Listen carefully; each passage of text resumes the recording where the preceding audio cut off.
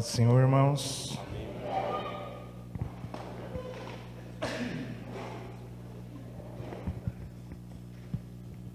Vamos abrir nossa Bíblia hoje, no livro de Isaías, capítulo 26.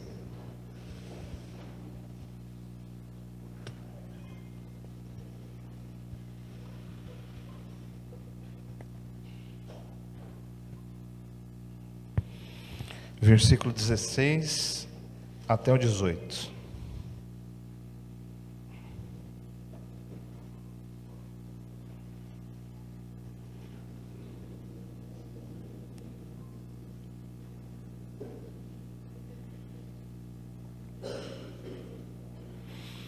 O título da nossa palavra é Filhos no Mundo, tá? Filhos no Mundo, o título da palavra. A Bíblia diz assim: Senhor, na angústia te buscaram, vindo sobre eles a tua correção, derramaram suas orações. Como a mulher grávida, quando se lhe aproxima, é o verso 16, né? Quando se lhe aproxima a hora de dar à luz, se contorce e dá gritos nas suas dores. Assim fomos nós, na tua presença, ó Senhor. Concedemos nós. Espera aí que eu acho que eu copiei errado aqui. Deixa eu ver aqui. Concebemos nós e nos contorcemos em dores de parto. Mas o que demos à luz foi vento. Não trouxemos à terra livramento algum, e não nasceram moradores no mundo. Coloca lá no primeiro, de novo lá no verso 16. Isso. Senhor, aqui está falando do povo de Israel, né? Então a condição espiritual do povo de Israel. E o Isaías está escrevendo, e ele está dizendo: Senhor, na angústia te buscaram. Quer dizer que eles buscaram o Senhor no momento da angústia. Quando a luta veio, eles buscaram o Senhor. Vindo sobre eles a correção. Então o Senhor estava trazendo sobre eles correção. E o que eles fizeram? Eles derramaram as suas orações. Pode ir? Aí ele coloca aqui uma linguagem figurada, né? Como a mulher grávida, quando se lhe aproxima a hora de dar à luz, o que acontece com ela, né? Ela se contorce, ela dá gritos nas suas dores.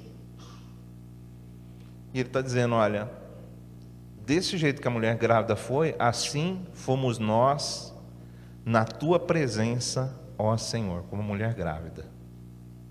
Pode ir? E aí, o que a mulher grávida faz? Ela concebe, né? Então nós concebemos e nos contorcemos em dores de parto. Mas o que demos à luz foi o quê? Vento.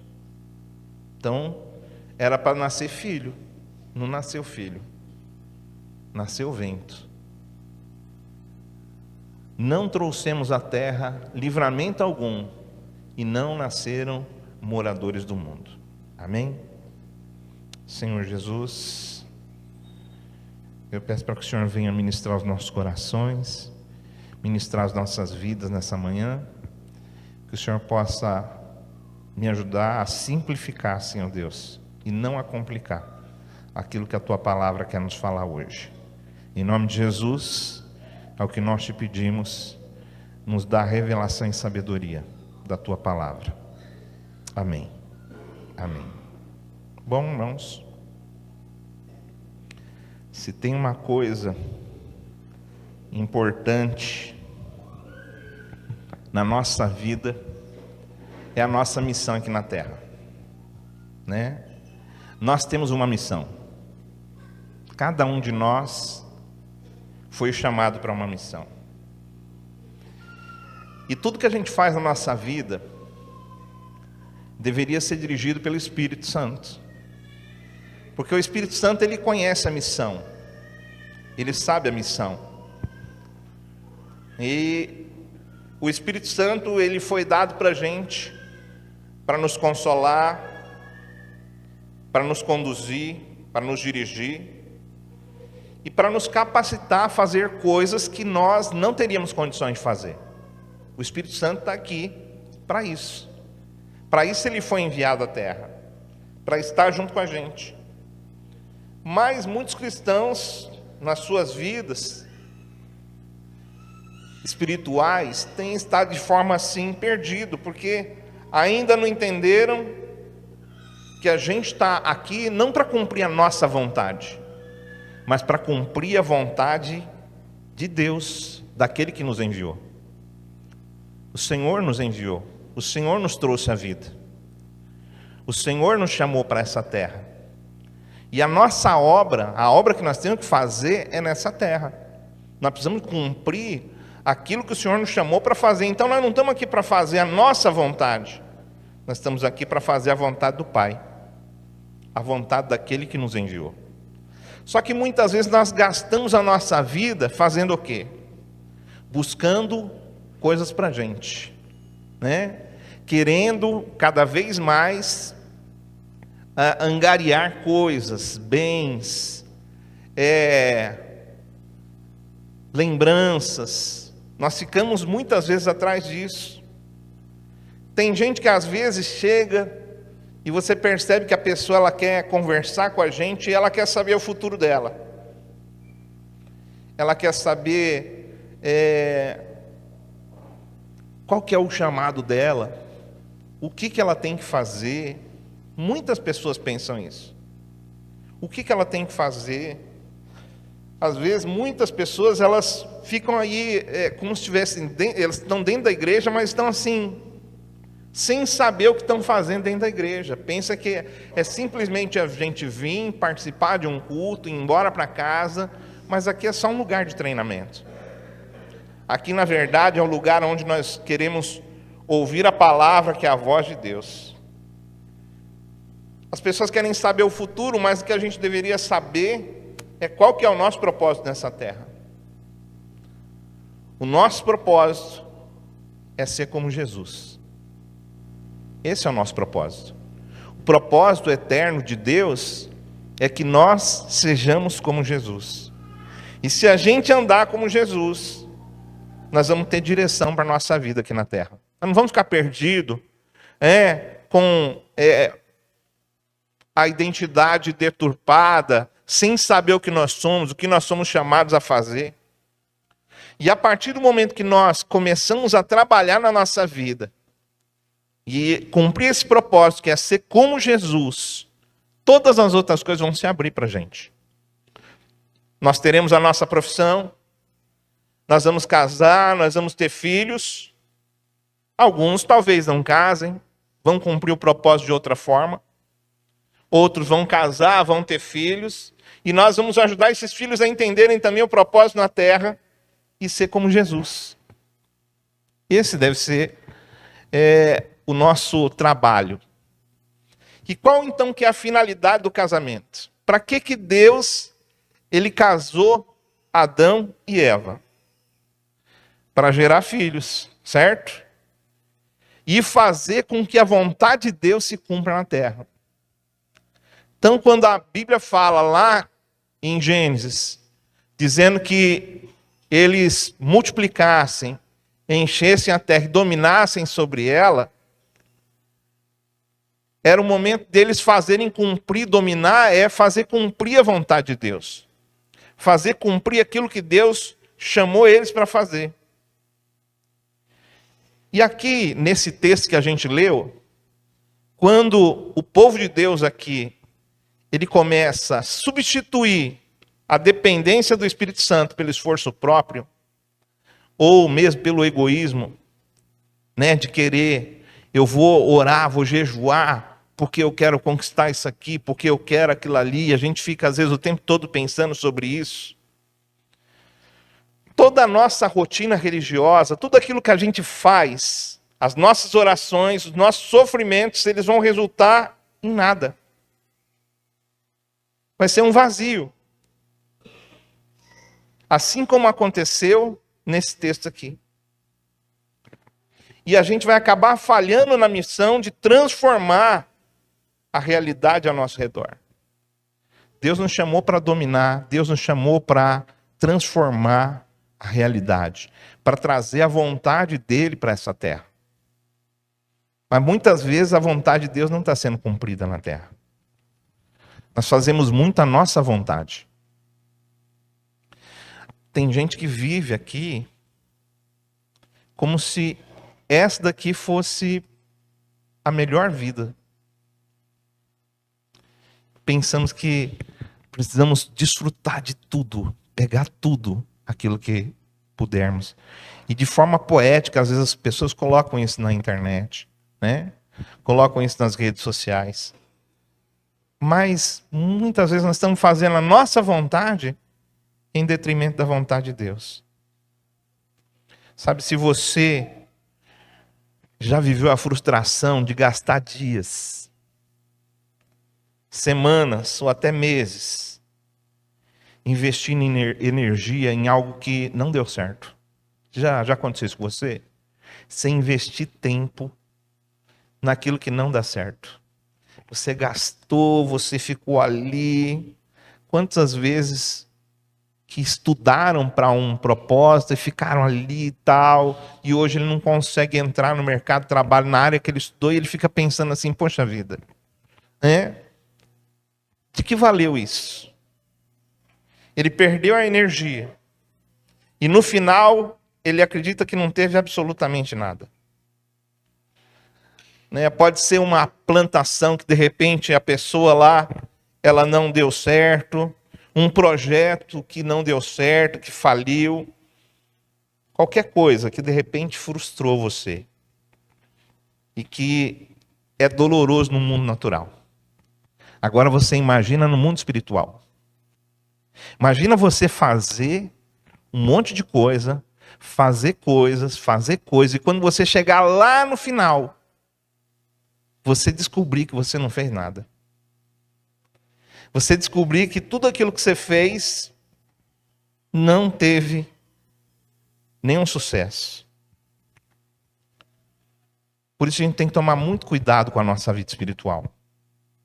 Nós precisamos de saber levar. Eu estava orando aqui durante esse primeiro momento de oração e eu estava falando para Deus, Deus, nos ensina a viver o cristianismo nesse momento que nós estamos passando.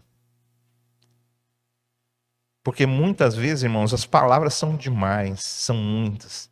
Né? Em tudo que é lugar, nós temos uma enxurrada de informações. Pastores falando para um lado, para outro, outros líderes religiosos falando tantas coisas, muita mistura no meio do cristianismo. As pessoas às vezes pegam até a palavra e elas usam a palavra para benefício próprio. Ao invés dela usar a palavra para trazer a vontade de Deus à terra. Para fazer a vontade de Deus. E aqui o que o profeta Isaías está descrevendo é o estado espiritual do povo de Israel. Que pode muitas vezes também ser o nosso estado. Pode ser aquilo que a gente está vivendo hoje. Eles, lá naquele tempo, eles estavam cercados de crises. E Deus então corrige eles. Deus vai corrigir eles e eles reagem como? De forma religiosa. O que eles achavam que deveriam fazer? Eles começavam a jejuar, eles choravam, eles oravam, e não oravam de qualquer forma, eles oravam com intensidade. Eles berravam, eles gemiam. Na aparência, quando você olha nesse texto, na aparência, quando você imagina esse povo, parece que é uma igreja avivada. É uma igreja grávida. Eles estão querendo um grande mover, porque se o povo está orando com tanta intensidade, eles estão querendo algo. Só que na hora do parto, o que se espera? Ficou grávida. esteve ali durante 9 meses, o que se espera no final de uma gravidez? Que venha um filho. Só que o Isaías está dizendo que o filho não veio. Imagina a frustração daquela grávida. E muitas vezes, irmãos, nós também começamos a confundir o cansaço religioso com frutificação espiritual. A gente começa a fazer muitas coisas e a gente vive uma vida fazendo um monte de coisas, às vezes na igreja mesmo, na nossa vida diária. A gente faz coisas que mais as pessoas falam: ah, não tenho tempo para isso. Ah, eu não consigo tempo para fazer aquilo. Ah, eu não consigo, porque não dá tempo para mim ir, não dá tempo para mim fazer. Muitas vezes, então, a gente confunde esse cansaço religioso com frutificação espiritual. A gente frequenta os cultos, a gente derrama lágrimas, nos envolvemos nas agendas lotadas, mas a nossa vida prática não traz nenhum livramento para essa terra. Não geramos filhos para Deus. Não geramos filhos para Deus. E às vezes os filhos que nós temos, de sangue, às vezes até esses filhos, nós ficamos querendo que os nossos filhos sejam o que nós não conseguimos ser. E a gente fica sonhando para eles e querendo realizar sonhos através da vida deles que a gente não conseguiu realizar. E isso na melhor das hipóteses. Porque se nós não entendemos o propósito, a missão do nosso chamado, como que nós vamos ensinar os nossos filhos? E quando a gente olha para o diagnóstico aqui, vamos chamar de diagnóstico, porque a gente está vendo aqui um parto sendo feito. A gente está vendo aqui uma mulher grávida. O diagnóstico de Isaías, a gente precisa de discernir então, quando a gente lê esse texto, se as dores que nós estamos sentindo são dores de parto que geram vida. Você precisa de perceber se aquilo que você está fazendo realmente está valendo a pena. Realmente é a vontade de Deus. Realmente a gente está sendo dirigido pelo Espírito para fazer isso que nós estamos fazendo. Se isso está gerando vida, ou se são apenas cólicas de uma religiosidade. Sabe aquelas cólicas que a pessoa começa a ter, está cheio de gases e achando que tem outra coisa ali. Algo vazio, algo que só produz vento. E essa resposta que a gente vai entender aqui durante a pregação, ela vai definir a nossa eternidade. Ela vai definir a nossa eternidade. Será que o que a gente está fazendo, será que é realmente a vontade de Deus? Será que o nosso tempo nós estamos gastando de acordo com a vontade de Deus? E a primeira coisa que a gente vê aqui nesse texto, ele fala: Senhor, na angústia te buscaram. Vindo sobre eles a tua correção, derramaram as suas orações. Então o texto aqui começa mostrando que o povo era um povo que sabia orar. Só que quando o calo apertava, eles buscavam a Deus quando eles estavam em necessidade.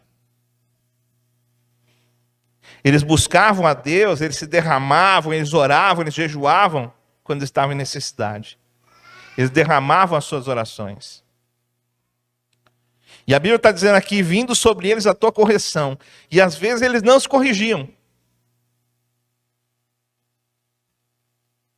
Porque o que na verdade nós precisamos, irmãos, na nossa vida, é sermos corrigidos, é sermos aparados. O que a Bíblia fala lá sobre uma árvore que ia ser cortada fora?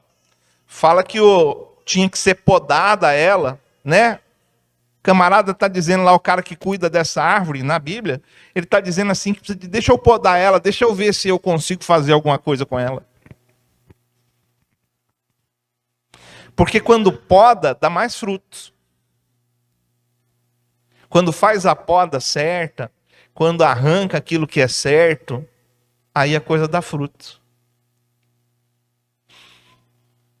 Mas às vezes as pessoas elas vêm à igreja, mas elas não querem a correção da Bíblia. Elas só estão atrás de um milagre, de uma bênção, e não tem problema. Quem sabe durante esse percurso, a pessoa pode descobrir que tem uma coisa maior, melhor e mais importante, que é a eternidade. A eternidade ela é muito mais importante. É muito mais importante, nós estamos aqui para entrar nessa eternidade. Nós estamos aqui para gerar filhos para essa eternidade. Mas a Bíblia está dizendo aqui, olha, Senhor, na angústia te buscaram, e vindo sobre eles a tua correção, ao invés deles serem corrigidos, o que eles fizeram? Foram lá chorar, foram lá orar, eles derramaram as suas orações, eles choraram. Quanta gente, irmãos, que às vezes chora, quantos crentes que às vezes vão lá e esperneiam, e faz um estardalhaço, deita no chão, derrama lágrimas, dali a pouco está fazendo besteira. Ao invés de pegar e falar, não, peraí, Deus, Ele está querendo me corrigir nisso aqui. E isso aqui eu preciso largar fora, isso aqui eu preciso deixar fora, mas nós ficamos dando motivos, por que nós estamos naquilo ali? Nós ficamos dando justificativas, por que nós não largamos aquilo que devemos largar? E aí a gente não entra no propósito de Deus, que é ser como Jesus. Que é nós alcançarmos ser como Jesus. Mostra então um povo que sabe orar quando o calo aperta, a palavra derramaram, indica a intensidade, volume de orações. Quer dizer que eles oravam muito. E eles foram corrigidos por Deus, mas reagiram não da forma certa. Sabe, irmãos, quando você ouve uma palavra de Deus, quando Deus fala com a gente, e Ele quer corrigir o nosso caminho, porque Ele nos ama, porque a Bíblia fala que Ele corrige aquele que Ele ama. E se você está sendo corrigido por Deus, você deveria ficar alegre. Você deveria ficar feliz. Porque se Deus está te corrigindo, é porque Ele tem algo para fazer na sua vida. É porque Ele quer usar, Ele quer te levar você para um novo nível. Esse povo estava nessa situação. Agora, o perigo aqui é a espiritualidade da conveniência. Então, se é conveniente, eu quero. Se não é, eu não quero. As pessoas às vezes estão buscando a Deus somente para Deus mudar as circunstâncias. E não para que Ele mude o nosso coração. E esse é o problema. Nós precisamos de querer que Deus mude o nosso coração. Que o Senhor possa nos dar um coração como o coração dele. Que nós possamos ser transformados. Esse é o propósito eterno de Deus. Orar muito, irmãos, não é sinônimo de orar certo. Às vezes alguém ora muito, mas não ora de forma assertiva. Se a nossa oração serve apenas para a gente tentar convencer Deus a fazer a nossa vontade, então essa vontade já nasceu morta. Essa vontade não é a vontade de Deus. E às vezes a gente fica insistindo com Deus numa coisa, e querendo que Deus faça uma coisa, e ficamos insistindo naquilo ali, sendo que nós precisamos de um posicionamento. A Bíblia fala muito da gente se posicionar. A Bíblia fala muito da gente tomar uma decisão e ser firme naquilo ali que a gente está falando. Por exemplo, ela fala assim, olha, se o teu olho te faz pecar, arranca ele e fica sem um olho. Se a tua mão te faz pecar, arranca ela e fica sem ela.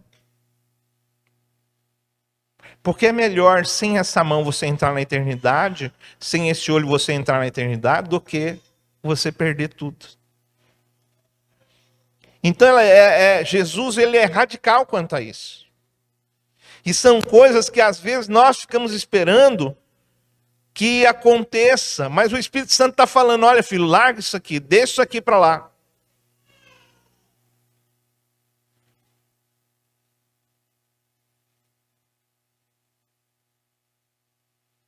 Então, quando o clamor, e eu não estou dizendo que a gente deve orar muito, mas quando o clamor começa a tomar o lugar do relacionamento, pode ser um problema para a gente.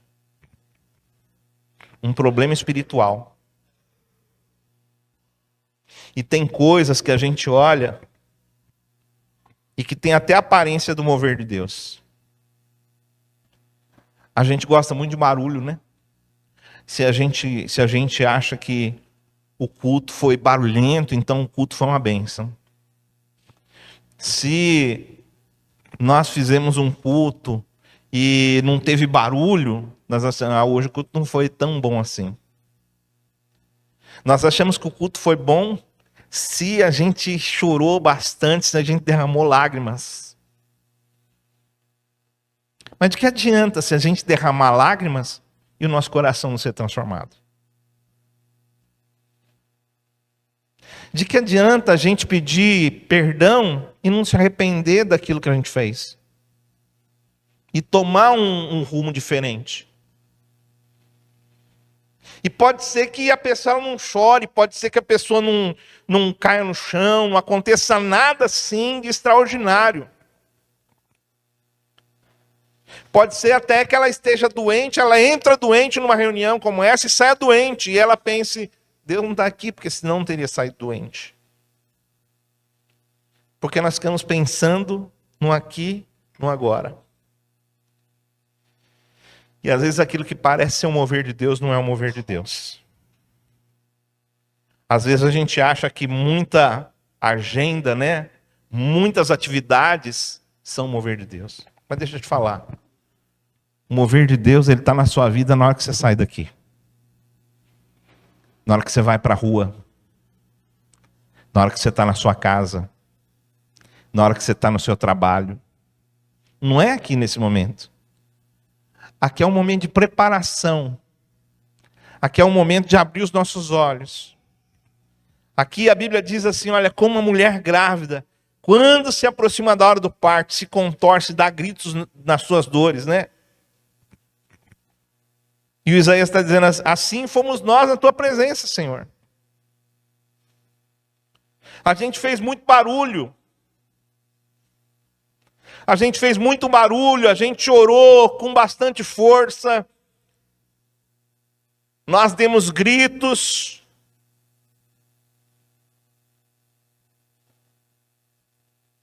Isaías usa essa metáfora. Uma mulher grávida em trabalho de parto. O ventre está dilatado. Quem é mulher sabe que é isso aqui, né? Quem é mulher que já passou por essa situação sabe que é isso. Que ali não tem palavras que possam descrever aquilo que acontece ali. O ventre dilatado, contrações, gritos, suor, agonia. Então quem olhava para Israel, quem olhava para esse povo, tinha ali as evidências de que algo grande estava para acontecer. Algo grande estava para acontecer. Só que isso aqui, ele representa apenas ativismo religioso. É a igreja se movimentando, é a igreja fazendo barulho, é a igreja cantando alto, é a igreja gastando energia. Mas nem toda agonia espiritual é um trabalho de parto. E a gente precisa saber de onde que estão vindo essas dores. A gente costuma dizer que quanto maior a luta, maior a vitória. Mas de onde estão vindo essas lutas? De onde estão vindo essas dores? Às vezes o cansaço que você sente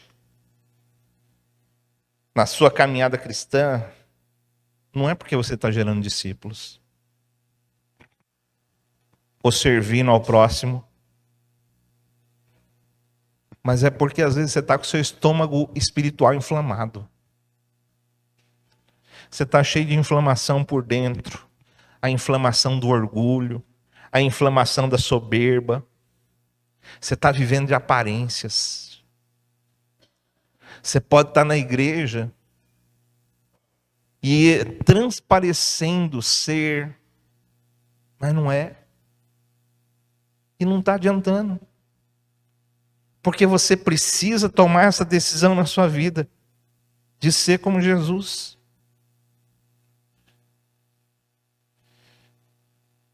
Eu ser o esposo que Jesus espera para minha esposa. Como que você trata a sua esposa? Como que você trata o seu esposo? Você sabe que a Bíblia ela mostra que há uma relação que o esposo, o homem, ele representa Jesus. Isso fica muito simples da gente entender. Como que a gente tem que viver? Se a gente entender que o homem, ele tipifica Jesus e a mulher tipifica a igreja, o homem já sabe como deve tratar a esposa. Porque a Bíblia fala que o homem deve sacrificar. Que o homem deve tratar a mulher como a parte mais frágil. Mas muitas vezes a gente vê os homens sendo frágeis. A fragilidade dos homens, os homens não aguentando o tranco, abrindo o bico.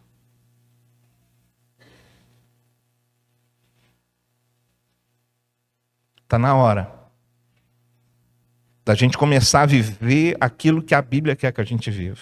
E a esposa. Né? Às vezes você pensa assim, a forma que se fala, a forma que se declara.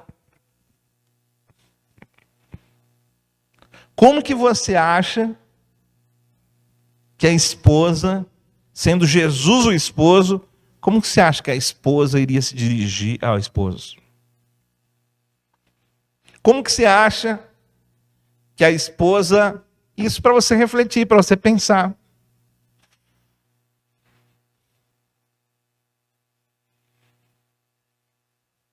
Como?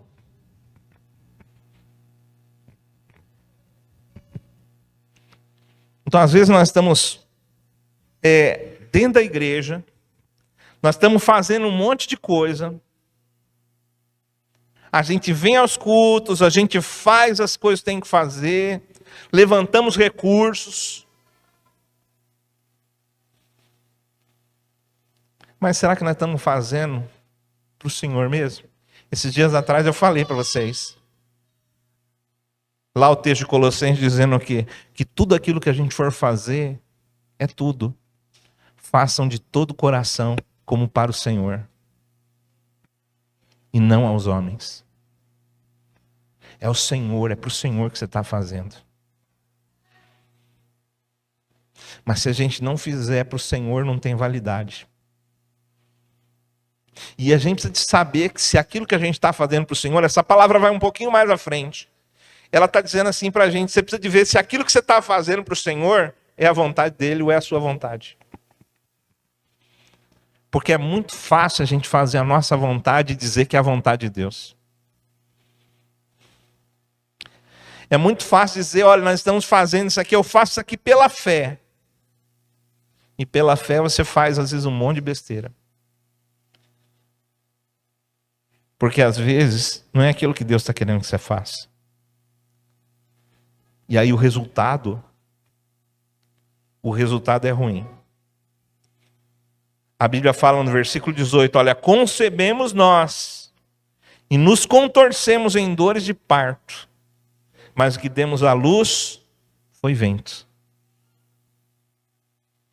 Não trouxemos à terra livramento algum. Ou seja, a gente não mudou nada. A gente não livrou ninguém, a gente não salvou ninguém. Nem nasceram moradores do mundo. A obra que a gente tem que fazer, irmãos, é aqui na terra. Tem gente indo para o inferno sem Jesus.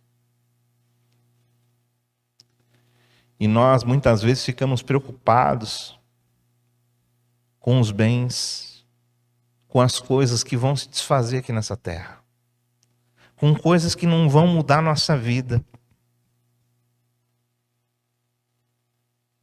E este aqui é um dos versículos mais tristes da Bíblia. Porque depois de toda a dor, imagina só, depois de toda a dor, o ventre esvaziou. E o resultado é o quê? Vento. Aquela mulher que esperava que fosse um bebê, não era um bebê. O texto, quando ele fala a palavra, quando ele está mostrando aqui o termo hebraico, aqui usa o termo ebel, que lá em Eclesiastes é usado como vaidade. Ou seja, o sofrimento daquele povo foi inútil. É como se eles tivessem sofrido para melhorar, mas não melhoraram. Não adiantou nada.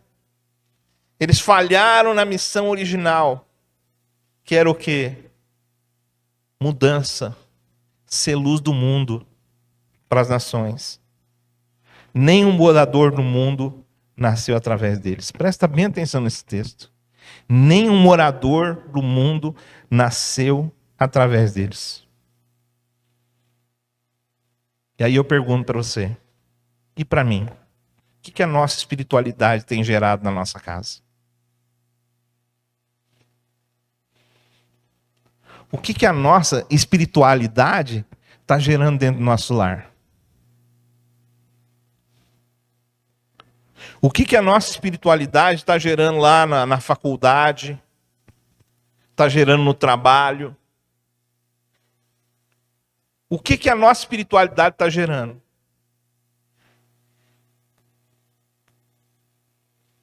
Se o casamento continua destruído, se a nossa sociedade não é impactada e se as pessoas ao nosso redor não conhecem a Cristo através de nós. Se as pessoas não estão conhecendo Jesus, não estão recebendo Jesus através de nós, nós estamos fazendo apenas o quê? Vento. Nós estamos gerando vento. E é por isso que a Bíblia fala para a gente que a gente tem que ser dirigido pelo Espírito. Porque o Espírito não gera vento. O que gera vento, irmãos? Vamos pegar 2 equipamentos aqui. Lá na Bahia, para onde nós viajamos, no sertão, tem muitos daqueles torres de energia eólica. Sabe o que é isso, né? Que é aquela torre bem grandona e ela tem 2 pazonas assim, ó. E aí, conforme o vento, ela capta o vento, tá certo? E o vento começa a rodar. Ela produz o quê? Energia. E a gente tem também o ventilador. O ventilador, ele é um negócio legal, uma grande invenção, muito joia. Quando a gente está com calor, a gente liga, né? E ele gira, mas ele gera energia? Ele só consome energia. O ventilador só consome. Ele só tira. Ele não produz. Agora, a torre de energia eólica, ela é muito parecida com o ventilador. Ela é muito parecida com o ventilador. Só que ela gera energia, ela capta o vento. A Bíblia fala que o Espírito Santo sopra onde ele quer. Certo? É onde a gente quer? É onde Ele quer. E a gente precisa de seguir essa direção. A gente precisa de fazer o quê? Ele sopra. Nós precisamos captar. Captar. E se a gente começa a fazer a vontade de Deus dentro da obra de Deus, o que nós vamos produzir? Energia. Entendeu? Agora, quem só consome energia se sente como? Uma pessoa que consome energia o tempo todo. Você usa a sua energia para fazer um monte de coisa. Você fica como? Cansado. Você fica cansado. Mas aquele que capta e produz energia, ele vai estar sempre com energia de sobra. Então ele vai fazer as coisas e muitas vezes o que ele está fazendo na obra de Deus não vai produzir cansaço como produziria se ele tivesse só botando a energia dele. E isso é a gente andar do nosso jeito. Isso é a gente querer fazer as coisas do nosso jeito. Isso é a gente centrar a nossa vontade na vontade de Deus. Mas quando você começa a centrar a vontade de Deus, quando você começa a colocar a vontade de Deus, essa energia vai começar a ser produzida dentro de você. Por isso você precisa não somente de ler a Bíblia. A Bíblia fala assim, a letra mata, mas o Espírito vivifica. Nós precisamos de ler a Bíblia e trazer essa realidade bíblica para a nossa vida. Pegar essa palavra que Deus está falando e transformar a nossa vida. E quando transformando nossa vida, nós começamos a tocar as pessoas ao nosso redor. Nós começamos a produzir. Nós começamos a gerar. E a pergunta é, será que a gente está agindo como ventilador? Ou será que a gente é como esses moinhos de energia eólica? Como que nós estamos sendo? O que a gente está produzindo? Sabe, a gente precisa de captar o sopro real do Espírito Santo para gerar trabalho, para gerar transformação e para gerar frutos. Quando Deus criou Adão e Eva, Ele falou o quê? Agora vão e façam cultos. Foi isso que Ele falou? Eu quero vocês fazendo cultos. Nós achamos que o nosso culto é o maior barato e que crente faz culto. E eu não sou nada contra o culto, irmãos. Eu sou a favor do culto, sou pastor. Mas nós achamos que Deus assim fica, reuniu. Mas olha, hoje vocês estão arrebentando. Olha como o Alex dá glória. Meu Deus. Estou brincando aqui com o Alex, né? Mas olha só. Às vezes as pessoas ficam assim, pensando que Deus está achando o máximo. E Deus não mandou a gente fazer culto. Deus mandou a gente crescer, multiplicar e encher a terra. A mesma ordem que Ele deu para Adão, Ele deu para a gente. E aí Deus está querendo corrigir a gente. Aí a gente pega e a gente começa a chorar. E a gente chora, levanta e vai para casa. E no outro domingo a gente vem, chora, levanta e vai para casa, mas não há mudança. A gente só gera vento.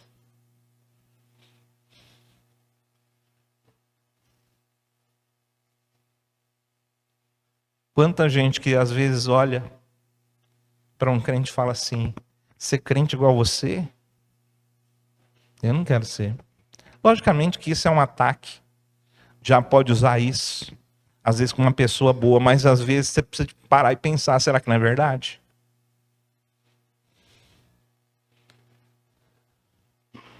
E é isso que nós precisamos trabalhar na nossa vida.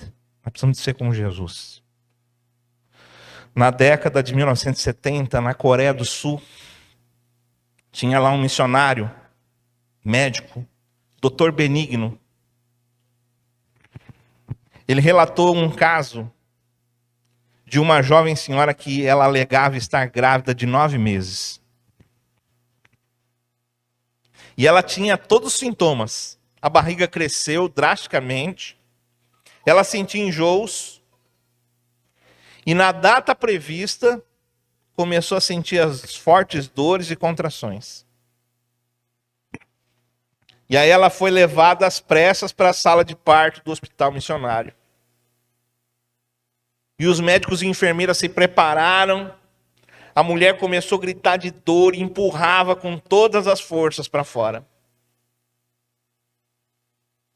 Só que quando os médicos começaram a examinar e a palpar, os médicos descobriram algo chocante. Que não tinha nenhum batimento cardíaco fetal. Não tinha placenta, não tinha bebê. E a mulher sofria de uma condição médica chamada pseudociese, que é uma gravidez psicológica. O corpo dela simulou tudo, perfeitamente, devido ao desejo que ela tinha de ter filho. Ela tinha um desejo de ter filho, e aquilo ali gerou na cabeça dela, e o corpo dela foi de acordo com a cabeça dela, de acordo com o que ela queria. Mas o útero dela estava completamente vazio. E o que ela deu à luz foi apenas vento, vazio, apenas ilusão. Essa cena, lá na Coreia do Sul, é a cena de Isaías. Uma igreja, ela pode ter o tamanho de uma gravidez avançada. Ela pode fazer o barulho de um trabalho de parto. A igreja pode sentir suor. Mas se o Espírito de Deus não for a semente, nada está sendo gerado. Lembra que quando Maria engravidou, o anjo falou para ela assim, ela perguntou, como que vai ser isso? Ele disse, descerá sobre ti o Espírito Santo, e o poder do Altíssimo te envolverá. O Espírito Santo colocou o sêmen dentro de Maria, o DNA de Deus, e gerou Cristo. Nós precisamos deixar Cristo ser gerado em nós.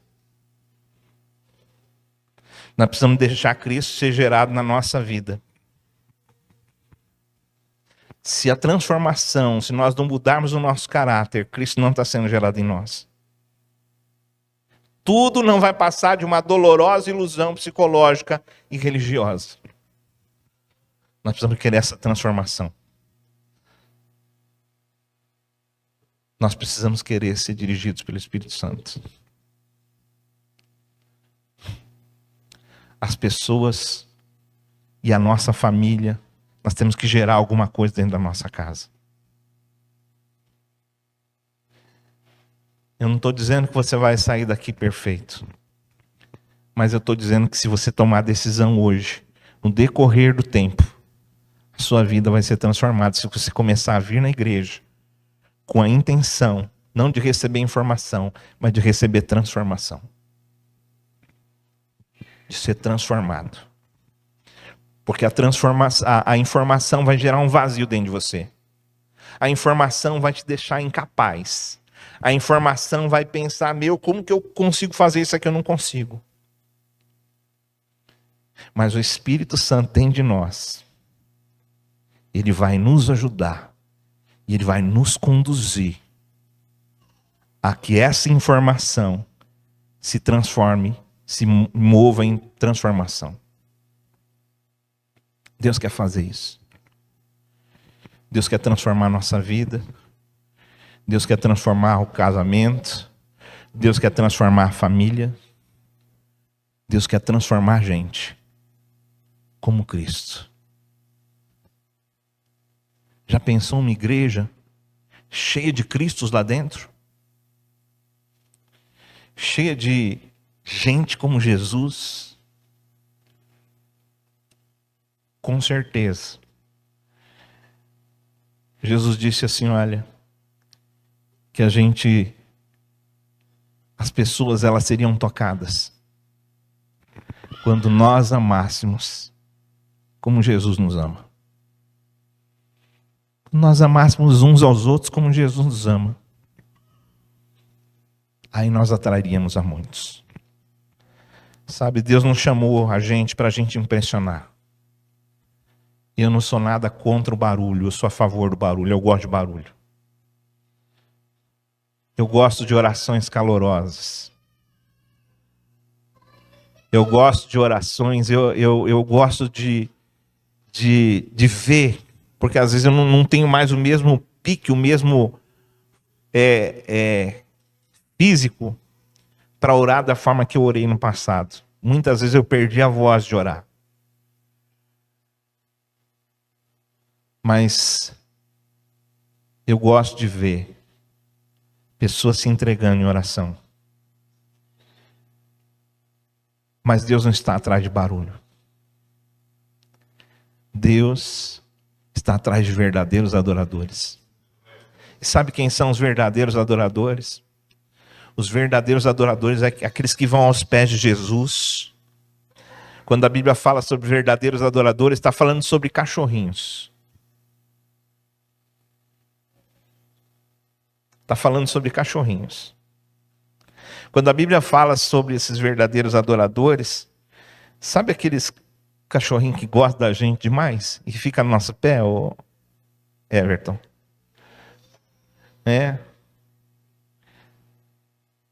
A gente tinha uma cachorrinha muito legal, eu gostava muito dela, gosta dela até hoje, né? E daí nós pedimos pro Everton e para a Bruna, porque a gente sabe o cuidado que eles têm. Nós entregamos para eles cuidarem, porque a gente está... Não, aqui não tem condições da gente ter ela. E aí, o Everton falou que quando ele chega em casa, né? Ele está ali sentado em alguma cadeira, no sofá, o que ela faz? Ela vem, fica no seu pé. Aquilo ali é adoração. É tipo assim... Aquela cachorrinha está falando, cara, eu gosto tanto de você, deixa eu ficar aqui pertinho de você. Adorar é a gente amar tanto Jesus que está ali, olha. A bicharada está tudo lá do lado de fora, brincando, zoando o barraco, mas a gente quer ficar ali. Aos pés de Jesus. Como um cachorrinho. E a Catarina está fazendo barulho. Está aprendendo a ser pentecostal já. Sabe? Mas que cada vez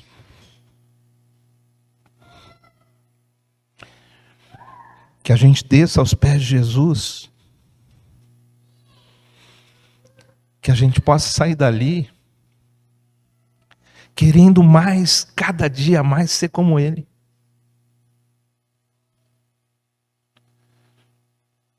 Lembra da Maria que Jesus falou, olha, em todo lugar que for pregado o evangelho, vocês vão lembrar dela. E o que ela fez? Ela adorou, ela ficou aos pés de Jesus, como um cachorrinho fica diante do seu dono. A alegria é tanta. E quando eu penso nisso, eu penso numa cachorra, num cachorro, na verdade. Que há muitos anos atrás a gente tinha um cocker. E minha esposa, o Estevão que escolheu o cocker. Ele era bonito. Uma pelagem bonita. Cor. Ele era perfeito. Saúde. Só que ele tinha um problema. Ele comia tudo que ele via pela frente. E a minha esposa não gostava disso.